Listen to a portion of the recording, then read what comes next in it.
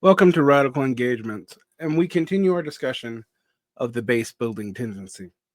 We go back today to the heady days of 2018 in June, when the then IMT, now Revolutionary Communist International, led by Alan Woods, my favorite 80-year-old Trotskyist professor, in the tradition of Ted Grant, another British Trotskyist,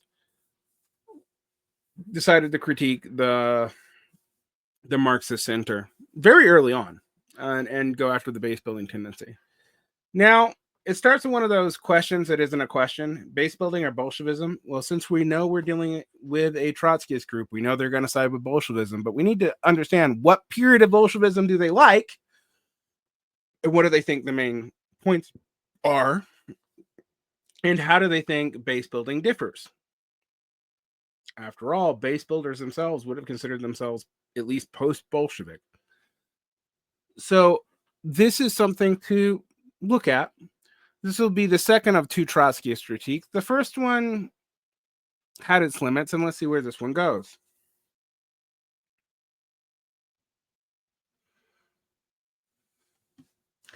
This is by Antonio Balmer. How can we reach the masses? This question has been at the center of revolutionary debate since the birth of the socialist movement. I mean, where are we putting that birth, actually? It's before Marx.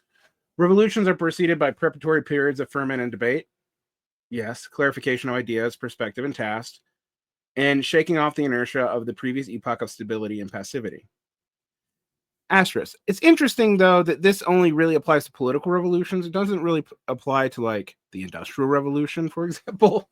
I mean, there was clarification and debate, but it wasn't just about ideas. It was about methods. No, methods, in a way, are structured ideas. But there is a way in which this views the task of politics as fundamentally ideological, at least in the framing here. It might move away from that. We're going to give it a chance. In these periods, there's a growing sense that society is at an impasse. Well, there's often a sense that society is at an impasse. Well, at the same time, history is accelerating and great events are coming. Asterisk. This is the whole subjective and objective conditions co-aligning of Lenin.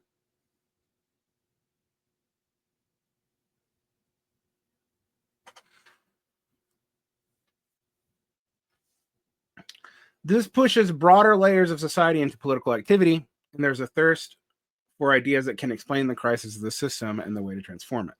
This is very instrumentalized, but nonetheless, here we are. Today, we see a mushrooming of socialist discussion circles. Yes, we have since 2007. Marxist reading groups?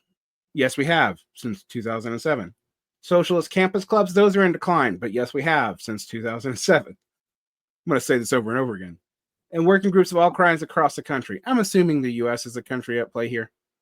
The entry of socialism into the mainstream over the last few years is transforming the political landscape. Actually, radically and amazingly, it didn't transform the political landscape. But it was easy to believe in 2018 that it would, as Bernie Sanders had come on the stage. But that's all been recuperated now in 2024. Most notably, a vigorous debate is taking place within and around the growing and evolving forces of the DSA on the question of class tactics and strategy. How should we relate to electoral work? What kind of activity should socialists engage in? How can we build a broader socialist movement? And how can we reach the masses? I mean, all of these are sort of the same question, but in various valences, but I get it. The latter question, one of the most pressing and fundamental, but also, this is Varn talking, one of the most abstract, has been at the center of revolutionary debate since the birth of the socialist movement. You've said that twice. You need an editor.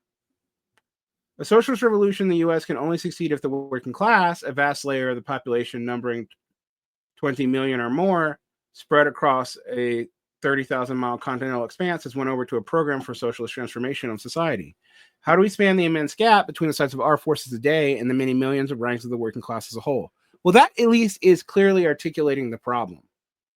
It's a population numbering 20 million or more, depending on how you find it. Now, if you define it as productive workers, not people dependent on a salary, it's actually far less than that. Still in the millions, but it's like productive workers in the industrial sector, if you don't consider like anything that's adjacent to a service that you consume immediately, with a commodity you consume immediately and trade on the market, like the service sector exists, then that number gets reduced dramatically. In fact, I'm just going to do some math because I actually know the percentage. It's about 15% of the U.S. total population and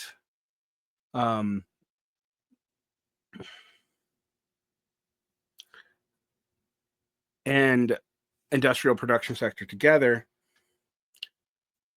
So if we assume the population, the census is right, and that is at 340 million roughly, it's about 51 million people. But if you include all service sector workers, anybody who draws a wage that is not dependent on stock options or capital ownership as a worker, then you are dealing with 250 million or more. Now, I point that out because even though I talk about the fact that you need more than 15% of the population to successfully have a revolution, you need about 33% of it. Depending on how you find the working class really changes the numbers. All right.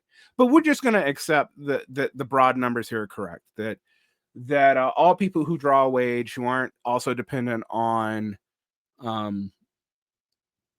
large sectors of their income coming from capital gains or investment, is probably about 250 million in a country of 340 million. All right. Base building and dual power. They put dual power in quotation marks. Now, I'm going to be interested because dual power actually does come from Lenin and was reappropriated by both Maoists and anarchists in the 50s and 60s, but is a Leninist strategy. All right. One proposed solution for reaching the masses, which has recently gained popularity, is the concept of base building. Sometimes presented as a revolutionary strategy, other times presented as a way to build working class power. In abstract, base building becomes a buzzword in the DSA and other groupings on the left. Okay, so they're not going after the Marxist unity group, which didn't exist yet. They would have just been Cosmonaut magazine in 2018, or the Marxist Center. That's what I really meant to say. As far back as 1851, Marx fought against attempts to divert the class into doctrinaire experiments, exchange banks, and workers' associations, hence into a movement in which renounces the revolutionizing of the old world by means of letters on great combined resources and seeks rather to achieve the salvation behind society's back and private fashion with limited coalitions of existence, and hence necessarily suffers shipwreck. So he's talking about things like Proudhonism. That's what Marx was critiquing in 1851. Things like just relying on workers' co-ops, which is actually even popular among some Marxist-Leninists these days. Just relying on credit exchange banks, or Georgism is another thing that was often coming up. Mutualism. That's not really what the base builders were doing. Although, again, this is a little bit better of a critique than the last Trotskyist one we read. This approach has seen a revival in recent years as attempts have been made to define and codify base building as a methodology of activist groups. In a 2017 article for the Philadelphia Partisan, a local activist publication produced by Philly Socialists, Tim Horace gives a description of what he calls the practical tactics of base building. And going to Tim Horace is actually smart because he is one of the key thinkers here. Door knocking, one-on-one conversations, serving the immediate needs of the masses, fighting the power of local oppressors alongside them, which is funny because they were accused of not doing that in the other Trotskyist critique. There are millions of tactics we can use to weave socialism into the fabric of working class life because working class life has 1,000,001 facets. We can organize working class sports leagues, self-defense classes, provide for after-school tutoring to youths, host block parties, formal dances, poetry slams, paint murals, set up workers' cooperatives, engage in research and investigative reporting, organize tenant unions, cop watch, neighborhood meetings, union caucuses, provide legal support for community members, fight wage theft, and more. Now, this is basically setting up an alternative culture.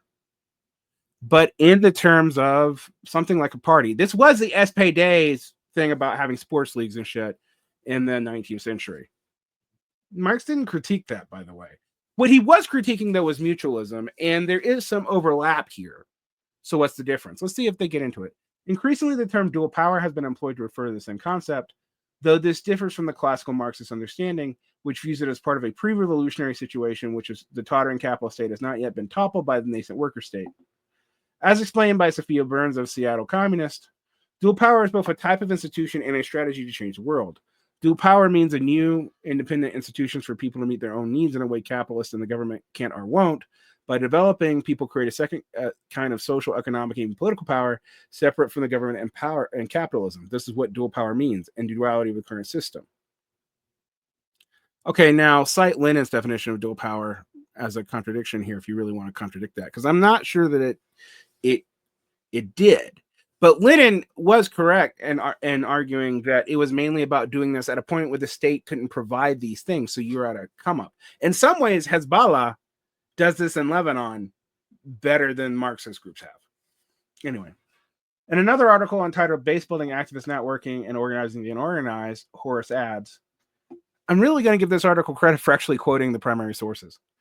The task of radicals at present must be digging deep into the class, going to the masses, building long-term relationship with layers of the oppressed and working class people, and organizing in our neighborhoods and workplaces. This is punishing, demoralizing grind work that activists prefer to avoid, but that constitutes the only way forward. Although this conception is catching on as something new, making its way from small activist groups with a local focus in the Brother Reichs and the DSA and beyond, it in fact mirrors a tendency with a long history and provides many lessons for today's revolutionaries. Going to the people. Okay, let's see here. I think they're going to critique this as Narodniki. Nearly half a century before the 1917 Russian Revolution, the revolutionary struggle against Tsarism was waged by the forebearers of the Russian socialist movement, the Narodniks. Yep, called it. Knew what they were going to do. Man, are these guys easy to predict. All right, primarily a movement of middle-class youth and intellectual with mixed anarchist and liberal ideas. The Narodniks were nevertheless selfless fighters committed to inciting mass movements to bring out the Tsar and really focused on the peasantry and the broad masses of the peasantry. Yes, their leaders were middle-class youth and intellectual, but Marxists should be careful about pointing that out because it was true of the Bolsheviks too. Stalin, educated to be a priest, was largely D-class-A. Trotsky, not working class. Lenin, not working class, never claimed to be. In fact, you have to get to Khrushchev to find someone who actually came out of the Tsarist working class and origins in history and the leadership of the Bolsheviks in the USSR. But anyway, that's not that there were no major figures who came from the working class and the leadership of the Bolsheviks, but it wasn't the big guys that you quote the most. Their main slogan was go to the people, and they aimed to establish roots among the poor peasantry, who constituted the overwhelming majority of the population. Yeah, because Russia hadn't even begun to industrialize yet, not at scale. I mean, there was little bits of experiments in Petersburg, and some in Moscow, but still. The Narodniks were divided into two wings, each with their own ideas about how to reach the masses. There were the educators and the insurrectionists. This kind of feels like anarchists today. Much like the base builders of today, the educators focused on winning the people over with cultural and educational acts of community service and local activism. They sought to achieve change through small deeds. Actually, this is often true of left nationalists, not just the Narodniki. Like if you look at Polish and Ukrainian nationalists, they did the same thing in the 19th century. And in fact, they were more likely to be socialist in the periphery areas.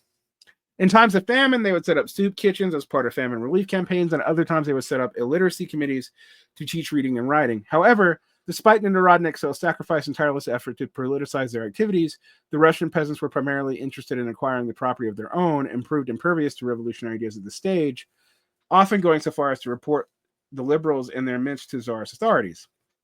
And they had incentives to do so. The resulting tactical impasse led to a shift in the favor of the terrorist wing. While ostensibly aimed at igniting a broader movement through propaganda of the deed, which they got from anarchists, although Narodnikis weren't really anarchists. They were something like quasi-anarchist nationalists. In reality, it reflected an impatience for action and a lack of faith in the masses. Well, I mean, they had reason not to lack faith. Narodniks succeeded in assassinating a whole number of Tsarist officials, including Tsar Alexander II himself in 1881, but each of these acts were met with a wave of terror and repression by the state. Absolutely. By the early 1880s, all the main leaders of the terrorist wing of the Narodnikism were in jail, and the movement fragmented into small groupings. Yep.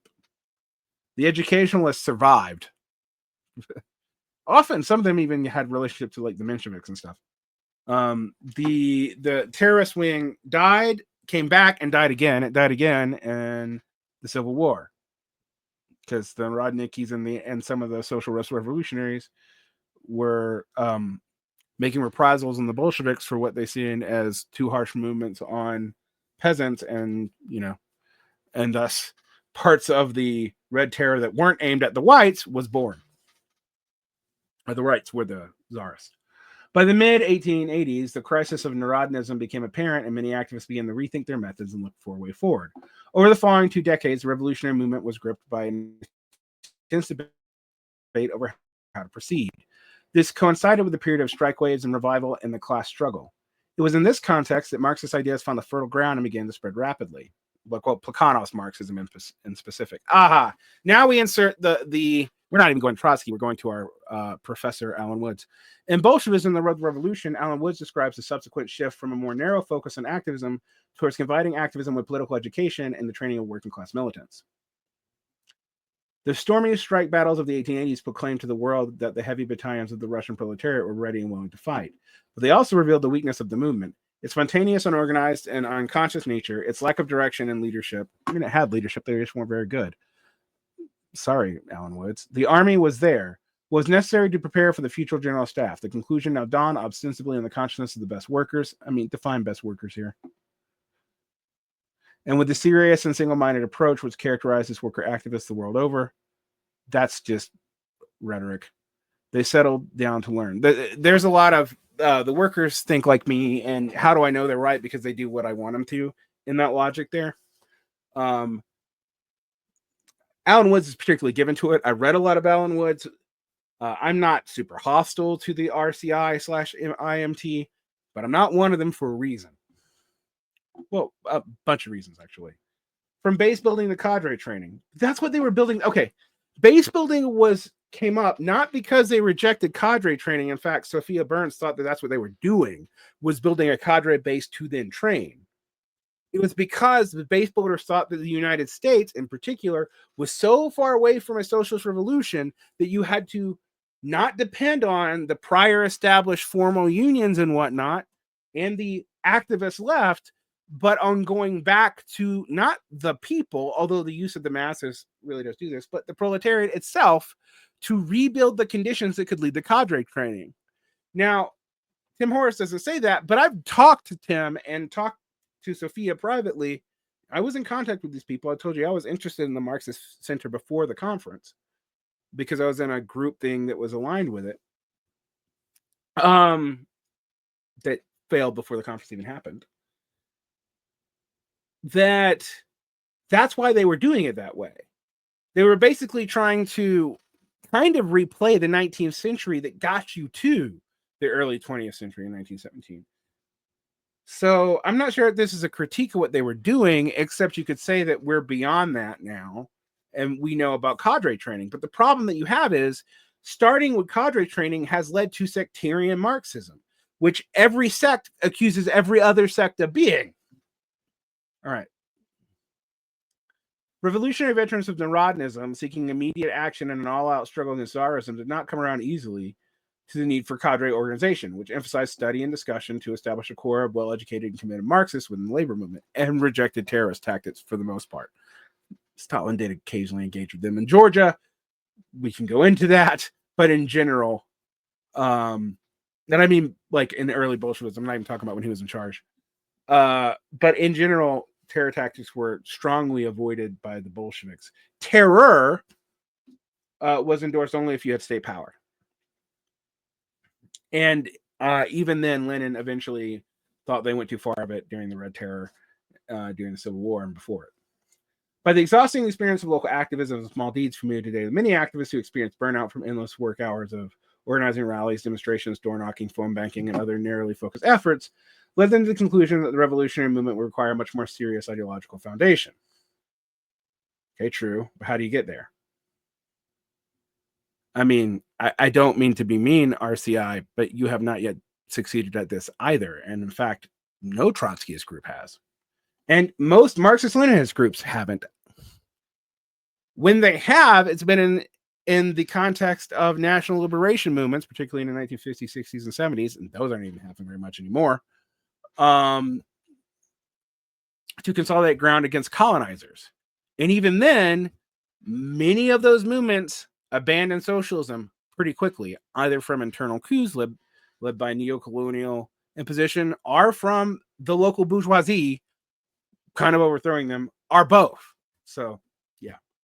Even after Narodnism had faded into the background, the go-to-the-people mentality survived, and the idea that socialists should not see themselves as leading the workers, but only serving them by helping out on the picket lines and in conversations with the state. This is an inter-Trotskyist debate. The pressure was to focus exclusively on bread and butter economic issues rather than discussing politics or theoretical questions that would be too difficult or abstract for the workers to understand. The Marxists fought against this tendency, known as economism. That's not all that economism was known about. I love that economism and tailism get thrown around without like other adjectives, so you can't tell what they're talking about exactly. So here it's like focusing on economistic immediate needs, you know, what we might actually call trade union consciousness, as opposed to Bernstein economism, which is a completely different thing, which is thinking that the economic situation is going to make revolution inevitable. Which there's both the positive evolutionist and the negative immiserationist form of, and emphasize the importance of the theoretical training for the working class militants and the need to combine both in economic and political struggle. In 1900, Lenin penned the following description of the emerging socialist movement. The past few years have been marked by the astonishing rapid spread of the social democratic ideas among our intellectuals. Study circles of workers and social democrat intellectuals are springing up everywhere. Local agitation of leaflets are widely distributed. The demand for social democratic literature is increasing and far outstripping the supply. The movement is growing and its spread is wider to ever wider regions. It has penetrated more and more deeply into the working class and is attracting public attention to an increasing degree. I mean, the fact that Lenin said it doesn't prove it. I think it was true, actually, but it doesn't prove it. And why aren't you giving me the specific citation so I can see what you took out? I'm not saying they're doing anything suspicious here, but there's a long ellipses here, but there's no citation. I see no citation for where Lenin said this, so I can't check it. Now it seems legit. I think this is, but I want to read the whole thing. What's been taken out for context reasons. This was an outcome of a period of theoretical study and debate in small circles, a fitting epitaph to the base building experiments of the preceding years. It wasn't an individual power, of course. Of course, the political battles were far from over, but the foundations of a new kind of movement had been laid. The following year, Lenin would launch Iskra and write his famous What is to be Done in order to unite the then desperate Marxist circles to a common program and plan of action. It's where problematic unity really picks up where Kautsky dropped it in 1914. What is to be done in 2018? I'd love to hear that. Just 15 years after Lenin laid out his conception for what kind of organization was required, the Bolsheviks had succeeded in establishing the roots among the working class, and of course, in 1917, won the program of socialist transformation in society. Asterisk. In the context of a world war where the other factions had more ties to the provisional government after the overthrow of the Tsar, and Russian society was exhausted. It wasn't just from training cadres up. As Trotsky put it, the unspannable distance with the epoch of Tsarism separated the underground revolutions from the government shrank into nothing. Yeah, but how? But how? See, there's a specific objective conditions context that this article isn't mentioning that does not exist in the United States in 2018 or in 2024. The previous decades, the patient, painstaking work of recruiting workers to weekly reading groups, producing and distributing revolutionary press, and debating and clarifying ideas had, in fact, played the role of a revolutionary academy preparing the general staff for the October Revolution. So we're not going to mention that Lenin had to be brought back into the country by German spies seeking to undermine the Tsar. We're not going to mention that the Kerensky government was utterly at odds with itself. After the Tsar, we're not going to mention that there was a fucking world war that Lenin had to come up with revolutionary defeatist ideas and endorsed the Zimmerwald left, which was normally considered to be an ultra left position, calling for all the imperial powers working class not to participate. There's nothing like that in the United States, and that's not just about the slow building of cadres by educating them and tying them into radical militancy. That's just a subjective conditioned part. Where's the objectives conditioned part of this? In skeletal forms, the structure of much larger organization have been established, composed of highly trained professional, trained Marxists, who are not workers, who fought shoulder to shoulder with workers' struggles and who knew how to transmit the revolutionary program to ever wider layers of the population.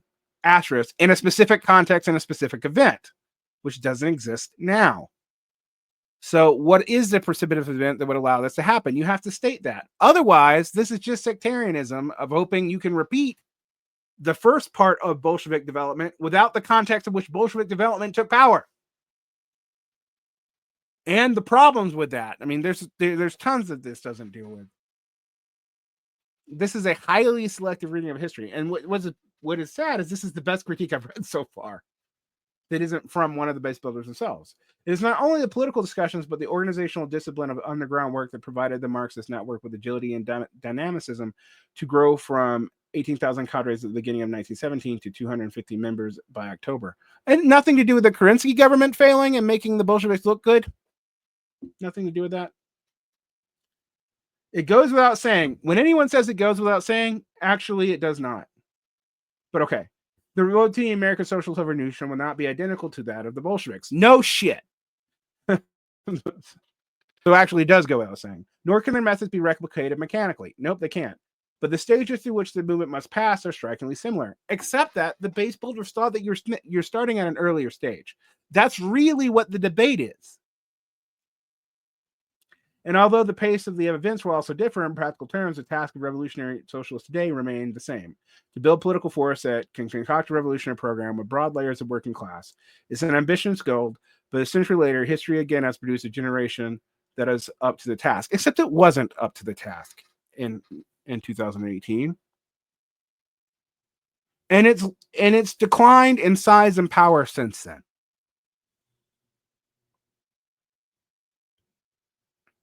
This is a problem with revolutionary optimism, is that you see it just in terms of its subjective conditions, and it becomes highly voluntarist, which is, yes, the opposite problem of economism. They're both problems.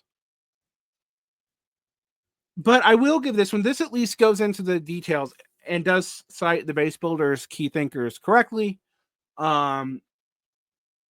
but doesn't really get to the difference in the debate. The debate is not just a difference in tactics. It's a difference in where you think we are in the development of the Bolshevik program and the movement from going to the people to develop cadres and what the triggering conditions would be. And that's still not really addressed. Although the Narodniks example is pretty good, because basically most American socialist thinking is still at the level of Narodniks. And we've moved from the base builders to the terrorists. See the celebrations today. And on that, protect your peace. Like and subscribe. Hit the bell. You can find more things behind the paywall where I go into depth about a lot of things. I'm going to give the IMT/Antonio Balmer, I think. Balmer credit here. I mean, this is a pretty historically accurate understanding, although it leaves out some very important context that has to be addressed and isn't. But it's still pretty good with that major, huge caveat aside. This is why I'm ambivalent to kind of positive on some of what the INT writes. Or, excuse me, the RCI now. But it was the IMT back then, so we can call it that. All right. Protect your peace. Like and subscribe. Hit the bell. Have a good day.